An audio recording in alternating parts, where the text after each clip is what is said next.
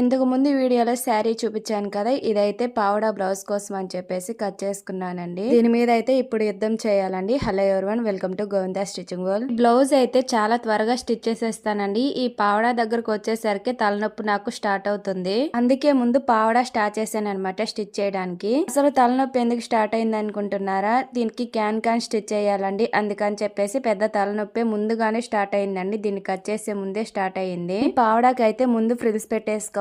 ఆ తర్వాత ఎలా ఐరన్ చేసుకోవాలి. ఇక్కడైతే మా పాప నాకు కొంచెం హెల్ప్ చేస్తుంది. ఇలా ఐరన్ చేసిన తర్వాత చెమటలు అయితే ఆటోమేటిక్ గా వచ్చేస్తున్నాయండి. ఎందుకంటే మనకి ఫ్యాన్ ఎంత తిరిగినా కానీ, ఎన్ని ఏసీలు ఉన్నాయి, ఎన్ని కూలర్లు ఉన్నా కానీ టైలరింగ్ అంటే వేడనమాట. అయితే పావడ అయితే మొత్తం అయిపోయిందండి. ఇప్పుడు బ్లౌజ్ అయితే స్టిచ్ చేసిన బ్లౌజ్ కి అయితే ఏమంత మోడల్ పెట్టట్లేదు, పైపింగే ఓన్లీ. ఇలా పైపింగ్ వేసిన కొన్ని బ్లౌజులకి ఆటోమేటిక్ గా లుక్ అనేది చాలా బాగుంటుందండి. ఇది ఓవరాల్ గా ఎలా ఉందో నెక్స్ట్ వీడియోలో చూపిస్తాను. ఈ వీడియో నచ్చితే ఒక చిన్న లైక్ చేయండి. Thank you for watching. Bye.